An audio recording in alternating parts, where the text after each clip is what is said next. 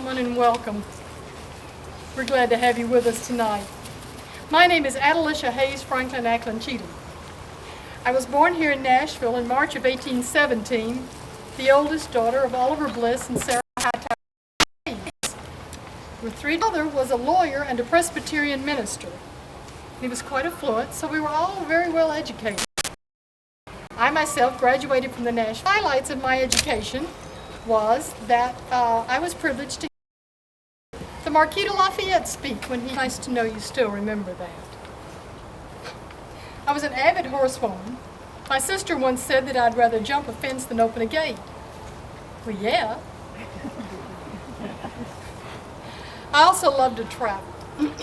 One time my father took me to Gallatin to the Fairview plantation. He was going on a business trip. Well, immediately that I set foot on the place, I fell in love with it. And for a Victorian lady, I had the absolute audacity to write in the man's guest book that I liked his house and I had set my cap for its owner.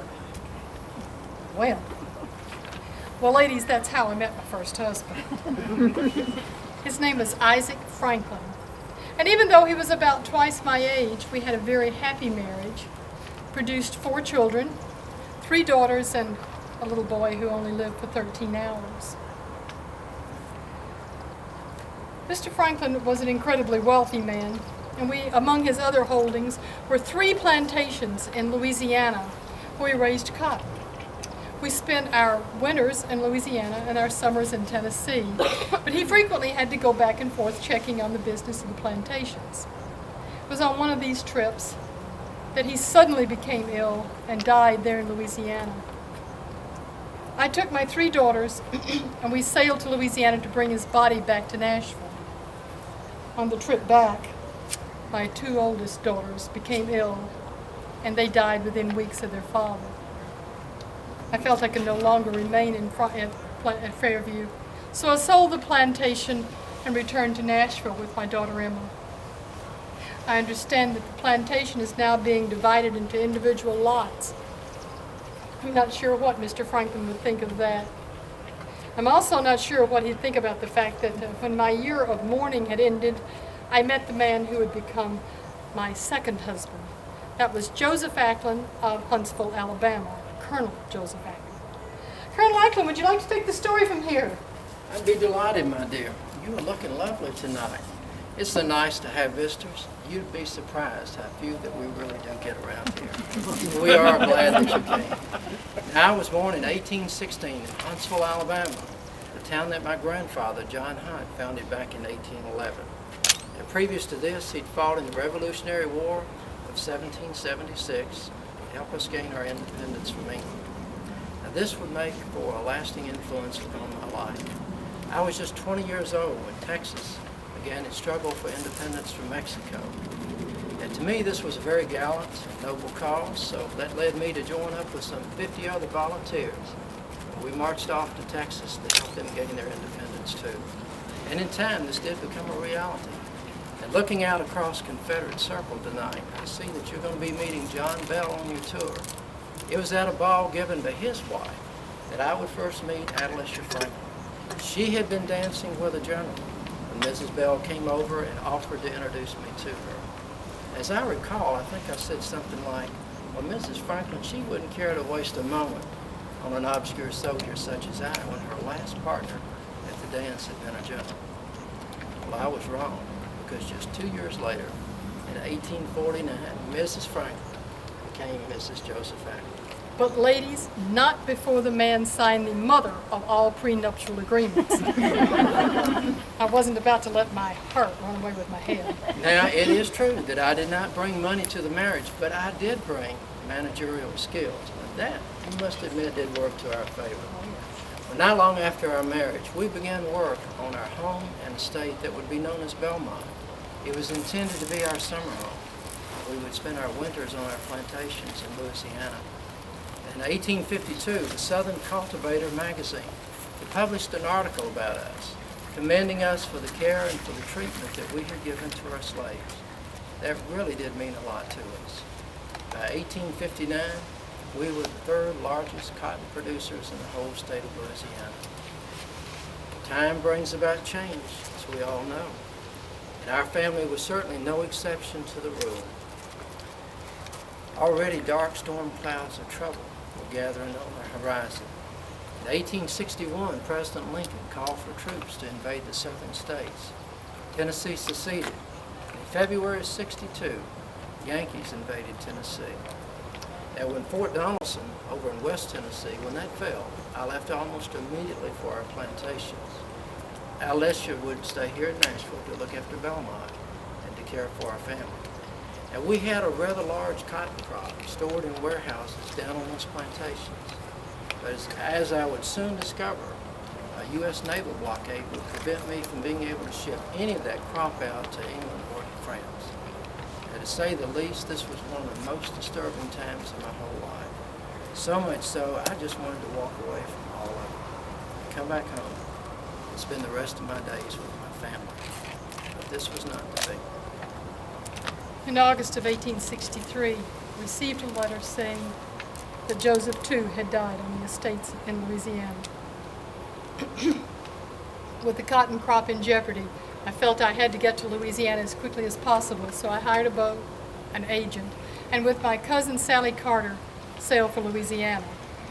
After 8 months of maneuvering, negotiations, and, well, frankly, a bit of chicanery, we were able to load the cotton onto a gunboat, which ran the naval blockade and reached Liverpool, England, where it sold for $900,000.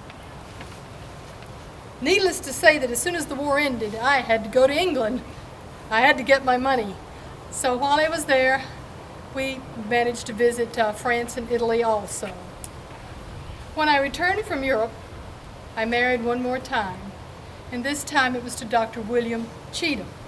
Now, Dr. Cheatham had wanted to be with us tonight, but he had a small crisis. Yes, we even have crises. And so he was not able to be here with us tonight. Well, just as well. He was too young for you anyway.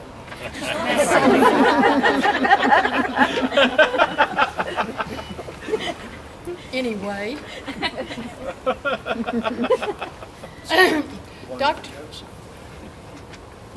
Dr. Cheatham was one of the foremost psychiatrists of his day, and along with Dorothea Dix, was primarily responsible for the layout and development of Central State Psychiatric Hospital that was located here in Nashville until just a few years ago. Dr.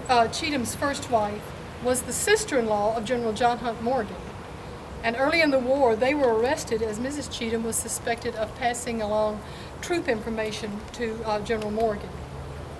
They were sent to a prison camp in the north, and on the way there, Mrs. Cheatham became ill and died. Dr. Cheatham was released to return to Nashville and continue his medical practice. We were very different people, and we eventually grew apart. In 1884, I sold Belmont for $54,000 and moved with my daughter Pauline to Washington, D.C.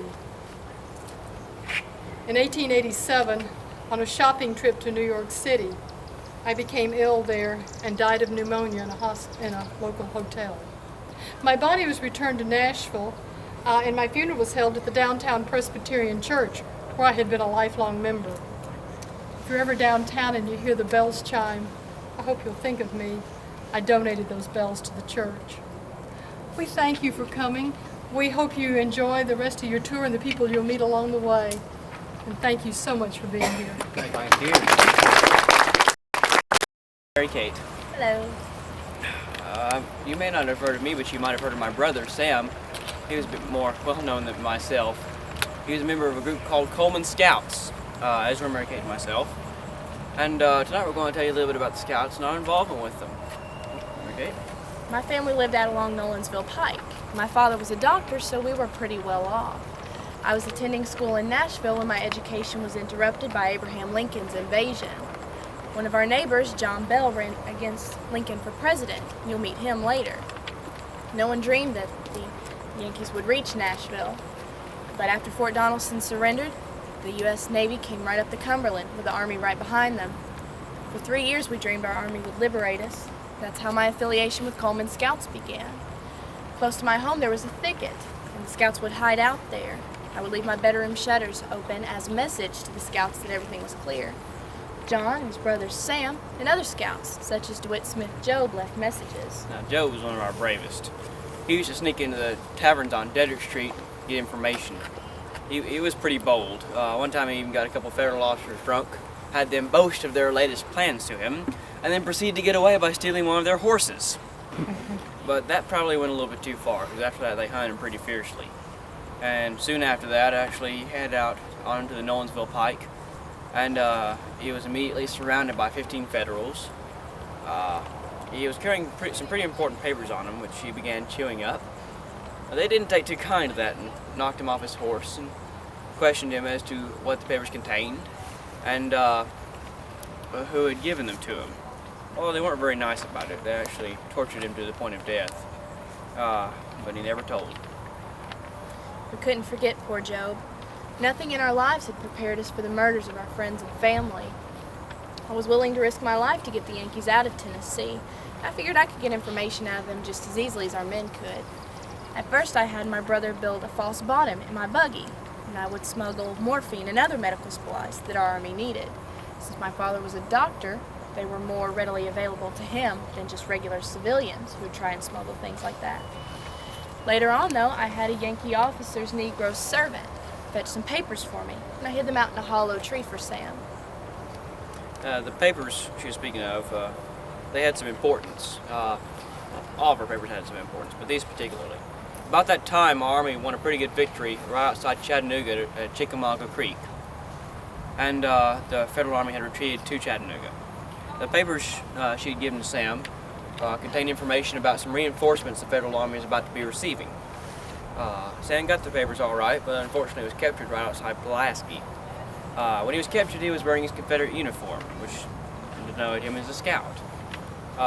Unfortunately, the Federals decided to try him as a spy, which is someone dressed in civilian clothing. And of course, the penalty for spying is death. He was convicted.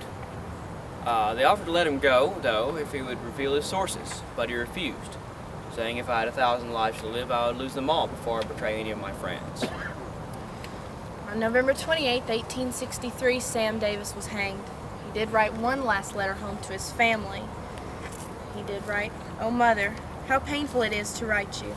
I've got to die tomorrow to be hanged by the Federals. Mother, do not grieve for me. I must bid you goodbye forevermore. I do not fear to die. Give my love to all and tell the children all to be good.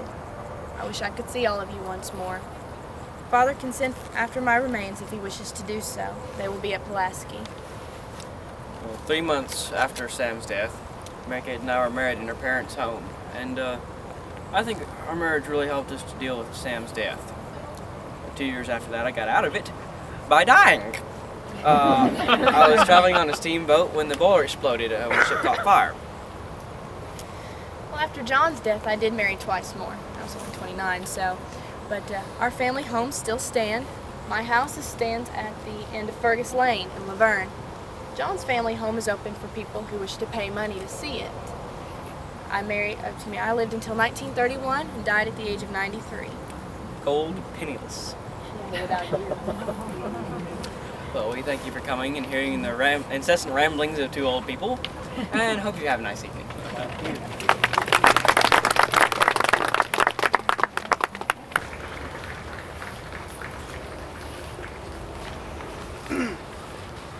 Good evening, ladies and gentlemen. My name is Brigadier General Thomas Benton Smith, Mechanicsville, Tennessee. I don't suppose y'all ever heard of me or Mechanicsville. You see, the town just kind of dried up and disappeared, and I reckon the same happened to me. Well, I was graduated from the Western Military Institute way back in 1859. Never in a million years would I have ever dreamed that my own military education was going to be used to defend Tennessee against the United States Army. You see, I was busy working on railroads. The railroad to Decatur, Alabama had just been completed, and I was working in their shops. I'd invented and obtained a patent on a locomotive cow catcher. I know that sounds like a far-fetched idea, but it worked, believe me. Anyway, all that changed when Mr. Lincoln decided he was going to invade the Confederacy. So, Tennesseans were opposed to secession up to that point, and when it finally happened, I wound up in the 20th Tennessee Infantry. We had our first taste of battle at Mill Springs in the winter of 1862. It was a cold, wet, and miserable day, and our general, Nashville's own Felix Zollicoffer, was shot and killed. It was apparent that from that point on, the war was going to be more hardship and suffering than glory and honor like we thought. We had our next encounter with the Yankees at Shiloh. They were encamped right off the Tennessee River. It turns out, in the midst of all this fray, a herd of goats ran between us and our artillery and the Yankees. Well, we killed all the goats, didn't touch the Yankees. And to compound matters, a regiment from behind accidentally opened fire on us, and that killed a lot of our gentlemen. Our own General Albert Sidney Johnston was wounded in the leg, bled to death in the arms of Governor Harris that day. Our Colonel Joel Battle was captured, and I was the only other field grade officer who was able to take command. So what they do? They ordered me to charge in the midst of all this chaos. I did the best I could, so I raised my hat on my sword, forward. But we drove the Yankees back that day, and 15,000 of them scampered back and hid under the river bluffs. Of course, as luck would have it, steamships came that night, brought them fresh troops, fresh supplies, and that gave them the advantage for the next day. We were driven from the field. Now, after the capture of Colonel Battle, I was promoted to colonel. I was 24 years old, so that was pretty young for a colonel. But I had a military education. None of that prepares you though for being wounded in battle. You see, at the Battle of Murfreesboro, I was shot and carried from the field, and at the Battle of Chickamauga, shrapnel came up and hit my leg, and I was carried from the field again. We were actually under the command of General Bate, and if I'm not mistaken, he's buried in this cemetery. Well, 1864, I recovered from my wounds pretty well, and the Confederate government saw it fit that I should be promoted to Brigadier General and put in command of my own regiment. Well, I was about the youngest general of the war at that point, and my regiment encompassed my beloved 20th Tennessee. So my first taste of action was in the Bloody Atlanta campaign at Utah Creek.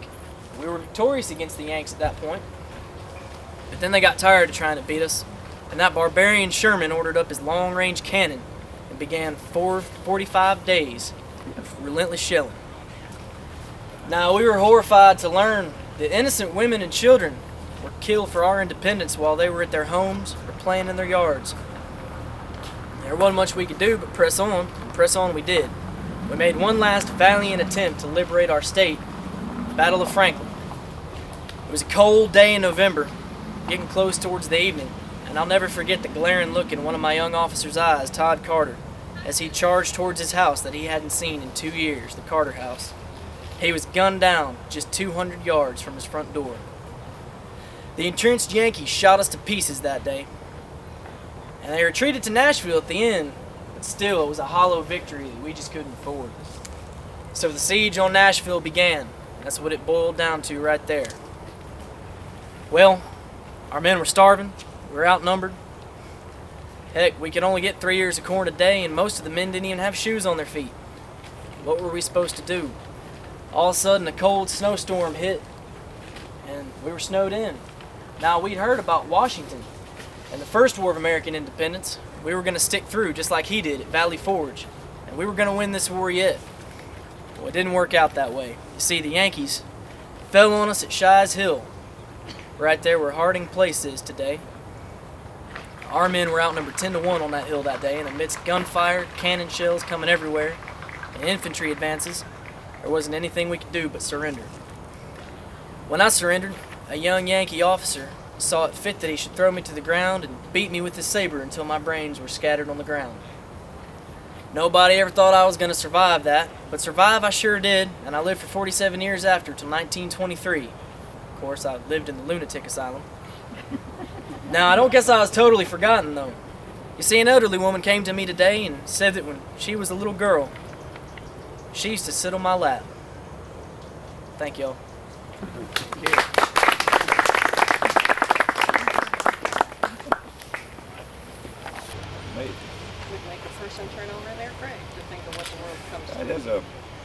That's actually a pretty cogent observation. You know, I think it's only fair to tell you folks that it was politics that drove me to this grave.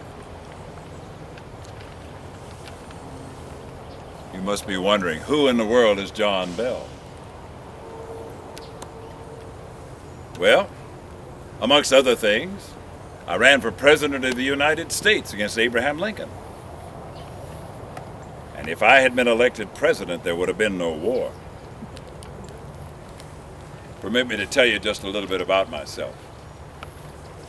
Like some of you, I can trace my family heritage back to the state of North Carolina. My grandfather moved here in 1783. He fathered 19 children. I was born in 1796 and grew up not too far from here, way out off of Nolensville Pike. As a youngster, unlike most of my friends and playmates, I never really did care a whole lot for hunting and fishing like they did. I enjoyed reading a good book. I liked to think. I went to Cumberland College. The War of 1812 was winding down about that time, and the nation wasn't much older than I was. The nation was filled with a sense of pride for having stood up to the British the way they did. And the South was replete with a sense of nationalism. 2 years out of college, I decided to run for the state senate. In hindsight, I probably should have run away from it because it was the beginning of a long and difficult life for me in politics. The state capital in those days was in Knoxville. There wasn't any West Tennessee. There wasn't any Memphis. It was mostly Indians. This was the frontier. Nashville was the far west. I was concerned that we needed to have some really good colleges, and I thought that the government should help in funding them. It was concerns about funding issues that prompted me in 1826 to make a run for the United States Congress. And I defeated Felix Grundy. Mr. Grundy's buried just across the road, right over there. I fully believe that it was the vote of the white aristocracy in Nashville and the free blacks in the area that got me elected. Some of you might not be aware that fully a fourth of all the blacks in this part of the country were free in those days. In fact, you know, they sent a band over to serenade me after the election. I loved that. In Congress, I believe that we should operate with a balanced budget. I believe that we should take care of debts and obligations first, and then, if there were funds left over, they should be set aside for schools and for roads. But that Congress should not make those decisions. The money should go back to the states where it came from to begin with. You see, you need to understand that internal improvements are outside the pale of congressional authority. In a speech I made before the United States Congress in 1929, I told my fellow congressmen that I did not believe the United States Constitution provided the right for Congress to build a system of roads. One of the gentlemen spoke up and said, "What if a state gives the right-of-way?" I said, "No, sir. A state cannot add to the power of the general government." Problem, the danger, looked obvious to me. The states would begin to look to the general government as the dispenser of money. The states would become nothing and the general government would become everything. Well, by 1832, it was obvious that the general government had developed quite an appetite. We only had tariffs to take care of the revenue needed. There wasn't any income tax yet. Mr. Lincoln and his Yankee friends would take care of that in due time. South Carolina was the first to nullify the tariff law. President Jackson threatened South Carolina, and fortunately they were able to work out some compromises and a lower tariff was set up. But frankly, had cooler heads not prevailed like those of Henry Clay and John Calhoun, South Carolina would have seceded from the Union right then in 1832. Nearly 3 decades later, these constitutional issues had still not been resolved. And that's when I made the decision to run for the United States presidency. I carried 3 states. While running the heading of a banner of a new party that we established called the Constitutional Unionists. I carried Tennessee, Kentucky, and Virginia. Mr. Breckinridge carried the rest of the South, and of course Mr. Lincoln carried the North. Did you know that Abraham Lincoln's name was not even on the ballot in the South? I felt that such a regional candidacy as his threatened many of the issues of secession. I believe Abraham Lincoln was chosen with a callous disregard for the potential consequences. Mr. Lincoln himself had stated in Congress in a speech there in 1847, "I believe that any people at any time have a right to rise up and throw off the present government and set up a government that is more to their liking." Well, the South took him up on that. The first to go was South Carolina, then all the Gulf states from Florida right across to Texas. In 1861, Tennessee voted to remain in the United States for the time being. We were upset about many of the same issues, just not quite as upset as the others were. In March, I headed off hurriedly to Washington City to attend Mr. Lincoln's inauguration. While there, I had a meeting with Mr. Lincoln, at which time I advised him to be cautious in his approach. I said, let them go in peace. And I came back to Tennessee believing that Mr. Lincoln was going to adapt a pacifistic policy, only to discover later that all the while behind the scenes Mr. Lincoln had been conspiring to reinforce Fort Sumter. 5 months after secession, South Carolina's patience finally wore thin and they opened fire at Fort Sumter. Tennesseans were upset to hear that news, but we believed that President Lincoln had fomented that event. When the word came here from Washington later that Mr. Lincoln was requiring the state of Tennessee to provide soldiers to invade the Confederacy, that did it. I've never seen anything like it. Attitudes changed overnight. You see, Tennessee had voluntarily joined this compact known as the United States of America. Governor Harris sent a message back to Mr. Lincoln and said, Tennessee will not provide one man for the purposes of coercion. And Tennessee seceded from the Union, and I believe they had every right to do so. Perhaps the words of General Robert E. Lee might express my feelings most adequately on that matter. He said, "A nation held together by a bayonet has no attraction for me." I thank you folks for dropping by. Enjoy the rest of your visit. Kind of question. Yes, sir. If you weren't to carry those 3 states, would Lincoln still gotten elected? Never was real good in math. Actually, I think the election was what they call fixed. Oh, really? Good evening, ladies and gentlemen. I am General William Hicks Jackson, and this is my wife, Celine Harding Jackson. It is due to her family, the Hardings, that we were so fortunate to live at Belmead. Miss Jackson, please tell us how your family established Belmead. My great-grandfather, Giles Harding, and my grandfather, John Harding, came from Virginia in 1798. There were just 300 people in Nashville at the time. Most lived in log cabins or at Fort Nashboro. They built a home along the Natchez Trace. You may know it, it's the Devon Farm, out along your Highway 100. When my grandfather grew up, he moved back in towards town. He bought a log cabin along Richland Creek. It stands in the shadow of our home, Belmead. The Natchez Trace crosses the creek about 100 yards upstream, and he built a blacksmith shop there. When my father was 6 years old, he saw soldiers marching down the lane, headed south with Andrew Jackson. Sometime later, they came back, having defeated the British at the Battle of New Orleans. My grandfather was a farmer, so when my father grew up, we had our plantation. My mother was Elizabeth McGavick. She grew up at Carton, which still stands in Franklin. I love to hear about their wedding day.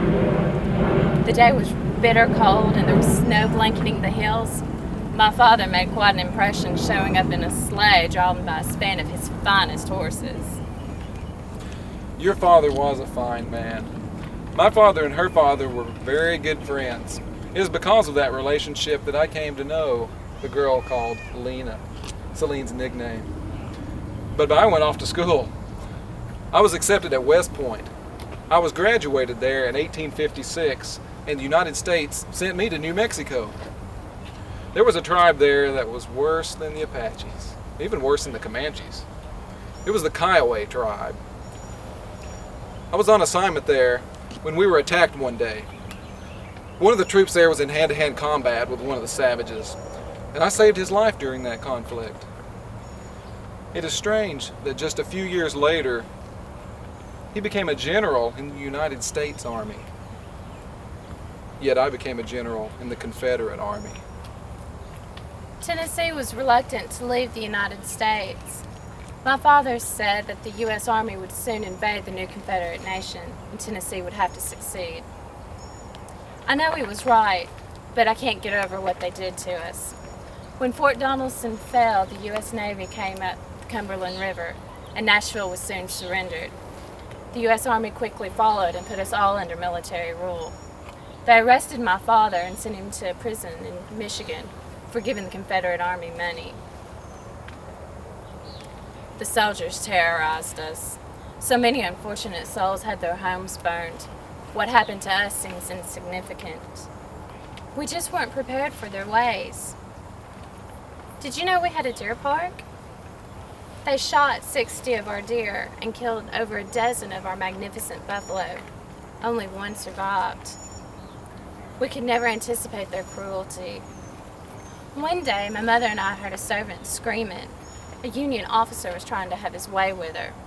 She quickly ran into our house, and as I was trying to shut the door, he tried to stab me with his bayonet. Mother hit the girl. The officer finally went away. Our Confederates came to retake Nashville in 1864. We just didn't know how outnumbered we were. I saw our cavalry retreat across our front lawn. I was so shocked I ran out on the front porch waving my handkerchief. The Yankees were still firing and bullets were going everywhere. You can see those bullets in the columns of our home at Belmead. General, please tell us about the war. I thought you would never ask. You see, it was an exciting time for me. I was in the cavalry. I was young to be a general at that time. I was only 28, but there were others. General Benton was at 26. He is buried at Confederate Circle over there. Our first assignment was at Vicksburg. At Vicksburg, the Union was trying to take their first attack upon Vicksburg and lay siege to that town. We went around their enemy lines and we destroyed their huge supply base. Forrest was destroying their railroad and tearing it all to pieces. They had to retreat. The next assignment was with General Van Dorn and with General Forrest at Thompson Station. At Thompson Station, we surrounded the army there, and they surrendered to us there. One of our color bearers had fallen. There was a young girl that was looking out of a basement window of a home there. Her name was Alice Thompson. She saw what had happened, and she went out and grabbed the flag and rallied our troops. Shortly thereafter, General Forrest and Van Dorn fought over who would get credit for the battle. General Forrest was so angry he said he could take Earl Van Dorn's heart, rip it out, and stomp on it. But he didn't get the chance. There was actually a jealous husband that had caught Van Dorn with his wife at Spring Hill, and he shot him dead. Now, dear, let's not go into that. Of course. But please, go visit the Belmead Plantation, our home, and have a good evening.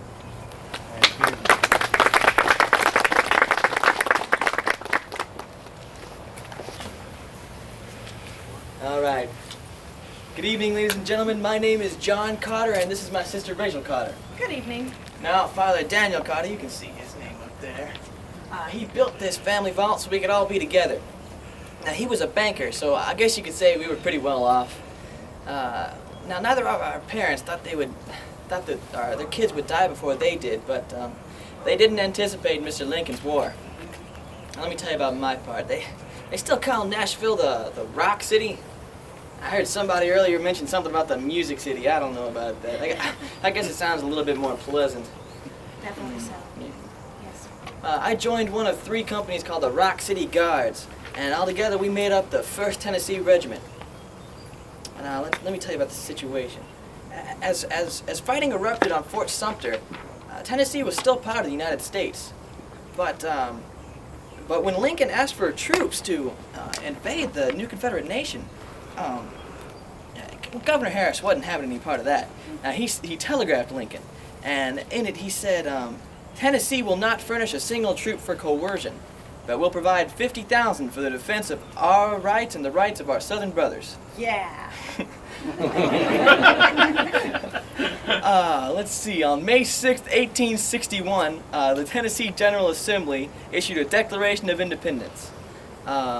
And 3 days later, the 1st Tennessee Regiment was formed. Let's see, that June, the people of Tennessee voted to ratify our Declaration of Independence, and we soon joined the new Confederate nation. Now, no one in Nashville thought the war was going to come through Tennessee, so we were sent off to Virginia. But soon we heard that Fort Henry on the Tennessee River had been bombarded by the U.S. Navy, and that Fort Donelson on the Cumberland had surrendered. When we heard of the fort surrendering, many Nashvillians panicked. Even though the enemy's navy had turned back and their army had been beaten, our generals gave in. Now, there were a few days before the Yankees would actually arrive in Nashville, and many people left. But our father said that as a banker in town, that he held the confidence of the people, and that we had to stay. Now, our house was over on High Street, which I believe today is called 6th Avenue North. It's not there anymore, though. And its place, though, is something called a skyscraper? Yes. From our parlor, though, we could see up on the hill where the Capitol was that the Yankees had been up there and putting cannons all around. It appeared as though they were pointed right at us, right down our street. Now, can you imagine having cannons pointed at you, right from the top of a hill? At that time, we were fortunate enough, though, to have Governor Harris be able to escape before they arrived. But Mr. Lincoln had sent someone else in his place, a devil of a man who was to be our military governor. This was Andrew Johnson, who I thought to be the king of the devils. Now, he was asking of all the men to sign an oath of allegiance to the Yankees, which many of them, of course, refused to do, including my father. And I had hoped secretly that God would curse Johnson before this would happen. But Father was put in prison until he had to sign the oath anyways. Yeah, with such disaster at home, our regiment actually got permission to return. Now, let's see. Our colonel at the time, our commander, was Colonel George Maney, and he's actually buried behind us. He's over there somewhere. I haven't even gotten to look at it, but he's over there. He, let's see, we surprised General Grant at Shiloh, and thousands of his troops had fled and were hiding on the river bluffs. But several thousand more had stood strong and were lying on a sunken road. And we had attacked this position time and time again and had failed. But Colonel Maney had us lay down, and as they fired over our heads, he charged. He said, "Up again and onward!" And we took the position. But it was a short-lived victory, as that night they had several thousand more reinforcements. We retired from Shiloh the next day. Now, as just a single soldier, it's hard to really understand the general scheme of things, the overall strategy. But as we left Shiloh, we could see a brilliant plan unfolding. We went from Tupelo, Mississippi, up to Perryville, Kentucky, and I remember walking through this garden, this big old flat yard, and this big yellow cur of a dog was chasing after us and nipping at our heels, and then I heard the Yankee artillery firing, and we charged the position and we got their guns, and I remember the loud cheer, and then as I fell, I remember looking behind us at that poor yellow dog just lying there dead. We, of course, read about Perryville in the newspapers and had heard that the 1st Tennessee Regiment had actually lost more than half their men. And that was more than either side had lost of any of their regiments at the time. We also, though, had heard that John had been wounded. And Mother and I went north to go and bring him home. When we arrived there, though, we found that he was already too sick to travel, and despite us staying right at his bedside for many, many weeks, he did finally pass away in January of 1863. We would bring his body back home and have the funeral right there in the parlor. It would be more than a year before I could even step a foot into that room again, especially with those horrid cannons looking down at me. Also, despite John's death being one of the worst of it all that we would suffer, our misery continued, and our neighbor, General Zollicoffer, had also been killed. And in downtown Nashville, there was a hotel there that was being built by the Overtons of Travelers Rest. It would eventually become the Maxwell House Hotel, and during the war had been used for Zollicoffer's barracks. But when the Yankees arrived in town, they took it over and turned it into a prison. There was a temporary staircase to one side in which they had lined up a column of soldiers on, and that stairway collapsed. Now, myself and many other of the women went down there to try and help, and as much as we could hear and see the men screaming and being wounded and dying, we were held back by those big brave Yankees and their bayonets. Oh, hey, you women are scary. Yes. You best know it. Now, all I could do at that point, though, was to go home and do nothing really but to stare at those cannons who seemed ready to open fire on us at any moment. Now, it may seem from hearing all of this that my life was nothing but these miseries. And as much as my heart did suffer the agonies of this time, before then, I read Shakespeare and I played the harp, and I did also live on until at least 1927. But no days since then have seemed at all as bright as those antebellum days. Thank y'all very much.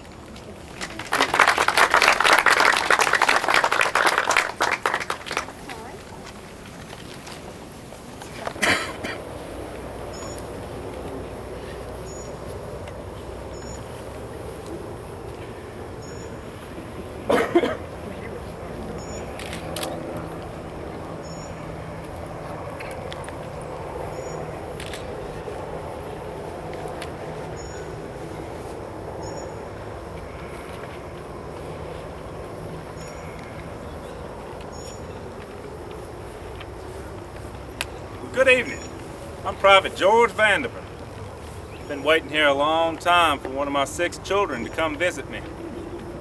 But then it occurred to me that they don't know where I am. You see, I'm from Alabama. And when I didn't come home after the war, my family must have assumed I'd been killed. I suppose it's every soldier's hope that if he is to die, he'll die in the face of the enemy, doing some gallant, heroic action. But I didn't die in battle. No, I died when the steps collapsed at the Maxwell House Hotel. Perhaps I can tell you my story, and you can tell my family what became of me. See, I was born in Lawrence County, Alabama, on a small farm. My father died when I was just a boy, so hard work was no stranger to me. All my brothers and sisters and I had to work very hard to help support the farm and help take care of our mother. When I got older, I bought some land of my own, and that's when I met and married my beautiful bride-to-be, Miss Mary Hall. She was indeed the most beautiful lady I'd ever laid eyes on. We married and had 6 beautiful children. I remember when I went off to join the Army, I told her, Miss Mary, you're just as beautiful as the day I first laid eyes on you. And she said, George Vanderbilt, if your eyesight's that poor, you're going to have a difficult time shooting any Yankees. You know, Thomas Jefferson was always a hero of mine. He believed that all men should have ties to the land. He was right, you know. I loved working the ground. I loved the smell of a freshly plowed field. I had this old mule named Johnny. He used to work him in the fields. And when Johnny was working in front of me there, I'd sing out to him as we were plowing. I'd say, sun may shine and wind may blow, us poor boys gotta go. Giddy up, Johnny, go, go, gee up, old mule, go. In the evenings, I'd spend my time by the fire, smoking my pipe, playing with the children. Oh, those were good times. Seemed like they were so long ago, it's just a dream now. Then the war came in 1861. Now, Thomas Jefferson believed that the states desired the right to govern themselves, and the ratification of the U.S. Constitution did not give up that sovereignty. Why, any state that joined the Union voluntarily should be allowed to secede from that Union. But Mr. Lincoln didn't agree with that. I think Mr. Jefferson would have agreed with us, though. Mr. Lincoln, he sent troops to quell the rebellion. In 1861, I joined Company K of the 27th Alabama Infantry. Christmas Day, and I joined the Army. I put it off as long as I could, to put up my supplies and store up some food and stuff for Mary and the children. I really didn't think we'd be gone that long. They sent us up to a point on the Kentucky line to defend the Tennessee River at a place called Fort Hyman. That was named after Adolphus Hyman, who's buried right up here in the center of the Confederate Circle under the monument. Well, we put up a good stout fight at Fort Donelson, and then our officers surrendered us. They sent us up north to prison camps where the conditions were terrible, and many good men died there. Fortunately, I was exchanged in late 1862 and sent back home. Now understand, I had every intention of rejoining my unit, but not before I paid a brief visit home to Mary and the children. I'm sure you can understand. So I headed back home. And as I traveled down that familiar road and got closer to the house, I just couldn't help but sing out. I sang out, rain, hail, sleet, and snow, us poor soldiers gotta go. Giddy up, Johnny, go, go, yelp, old mule, go. And my littlest daughter, Georgiana, she was the first to hear me coming, and she came running up the road and just threw her arms around me. Well, I got to thinking about it. Maybe I wasn't in such a hurry to get back to the Army. They could do without me for a few more days anyhow. But a few days turned into a few weeks. A few weeks turned into a few months. It was just so wonderful being home with the family again. Well, after a while I was a little afraid to go back for fear they might shoot me as a deserter. But when I heard the news that the Confederates had fallen back to Chattanooga, I knew I had a duty to do. And so after a long, sad farewell to the family, I set out to rejoin my regiment. Now getting there was no easy task in itself. I had to cross over the Big Sandy Mountain. Then I had to go over Point Lookout into North Georgia. But it was around Point Lookout that Yankee cavalry detachment kind of picked me up, and I tried to pass myself off as a poor mountaineer just doing a little squirrel hunting. But they said they had a fine prison built up in Nashville for squirrel hunters and rebels. So they put me on a train headed back up to Nashville along with hundreds of other boys from Virginia to Texas and all points in between. When we got up there, they put us in this old hotel they were using as a prison barracks called the Maxwell House Hotel. Must have been 400 or 500 of us boys crammed into that building.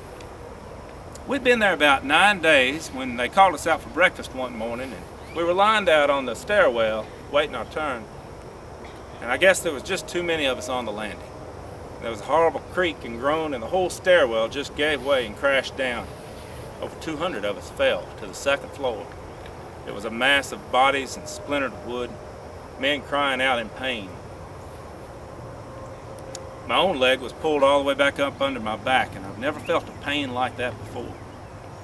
Well, they carried me and some of the other boys who survived the fall over to the military hospital to work on us.